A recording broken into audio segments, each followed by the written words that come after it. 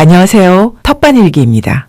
더운 여름이 지나고 아침 저녁으로 선선한 바람이 불기 시작하면 텃밭도 어느새 수확철을 맞습니다. 이때 꼭 수확 준비를 해야 하는 대표적인 작물이 바로 들깨인데요. 들깨는 수확 날짜를 조금만 잘못 잡아도 잘 여문 들깨알이 밭에 우수수 쏟아질 수 있습니다. 그렇다고 너무 일찍 베면 들깨알이 충분히 여물지 않아 수확량이 줄고 품질도 떨어질 수 있죠. 그래서 달력에 표시된 날짜만 보고 수확하기보다는 잎과 줄기, 꼬투리의 색깔을 함께 살펴보는 것이 중요합니다.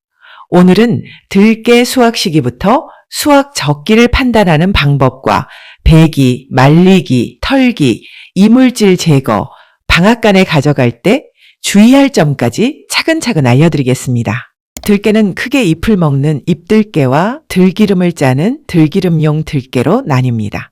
이번에는 5월 하순 이후 씨앗을 파종하거나 6월 하순부터 7월 하순 사이에 모종을 심은 들기름용 들깨를 기준으로 설명드리겠습니다.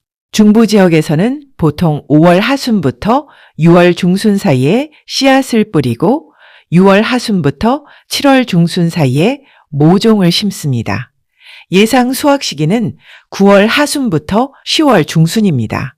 남부 지역은 6월 초순부터 하순 사이에 씨앗을 뿌리고 7월 초순부터 하순 사이에 모종을 심어 10월 초순부터 하순 사이에 수확합니다. 잎을 수확하는 잎들깨는 씨앗을 4월 중순부터 하순 사이에 뿌리고 5월 중순부터 하순 사이에 모종을 심는 경우가 많습니다. 들깨는 키가 크게 자라기 때문에 작은 텃밭에서는 씨앗을 바로 뿌리는 것보다 튼튼한 모종을 골라 심으면 관리하기가 한결 편합니다. 일반적으로 남부 지역에서는 7월에 모종을 심어 약 석 달을 기른 뒤 10월에 수확합니다. 중부 지역은 기온이 조금 더 일찍 내려가므로 남부 지역보다 약 열흘 정도 빠른 9월 하순부터 수확을 준비합니다.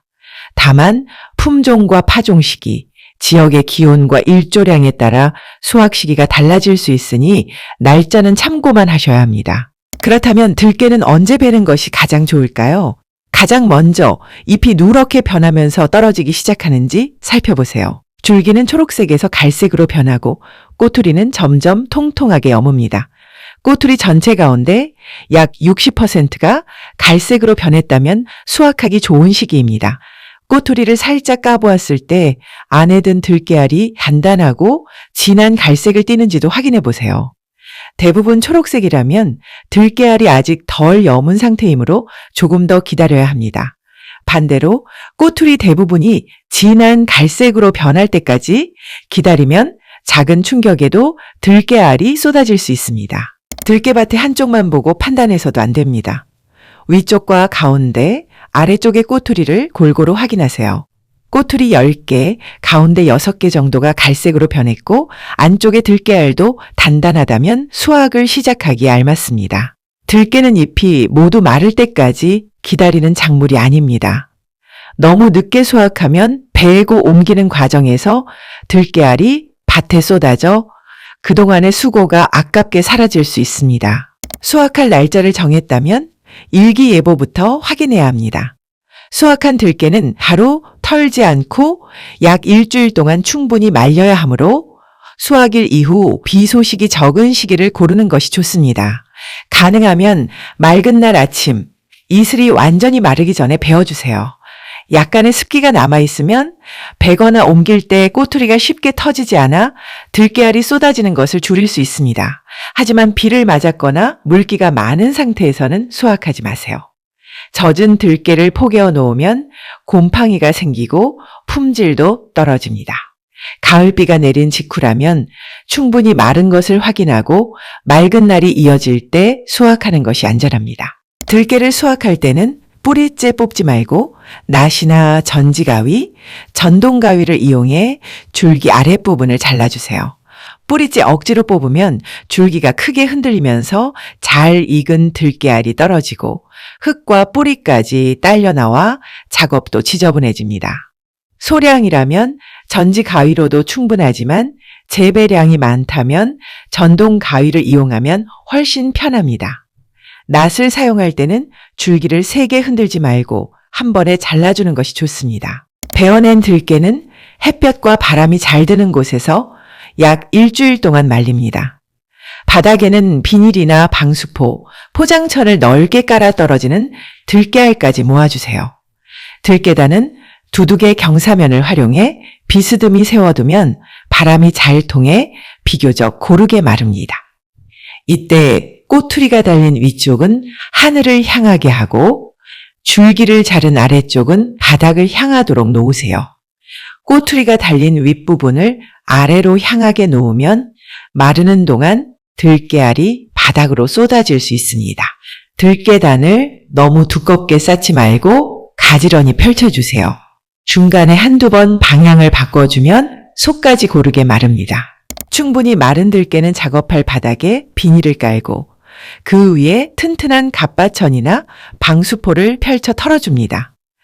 마지막에는 들깨알만 아래로 빠질 수 있는 선별망을 올려두면 굵은 줄기와 잎을 쉽게 걸러낼 수 있습니다. 뒤집어 놓은 튼튼한 과일 상자에 들깨단을 가볍게 두드려 꼬투리 속 들깨알을 털어내세요. 처음부터 너무 세게 내려치면 마른 줄기와 껍질이 잘게 부서져 이물질이 많아집니다. 약하게 시작해서 들깨가 빠지는 정도를 보며 힘을 조절하는 것이 좋습니다. 재배량이 많다면 들깨, 탈곡기를 이용하면 시간과 힘을 크게 줄일 수 있습니다. 들깨를 모두 털고 나면 마른 잎과 꼬투리 껍질, 줄기 조각, 흙과 먼지가 섞여 있습니다. 먼저 굵은 망으로 큰 줄기와 꼬투리를 걸러내고 가는 채로 흙과 작은 부스러기를 제거합니다. 그 다음 선풍기나 송풍기에 가장 약한 바람으로 가벼운 껍질과 먼지를 날려주세요.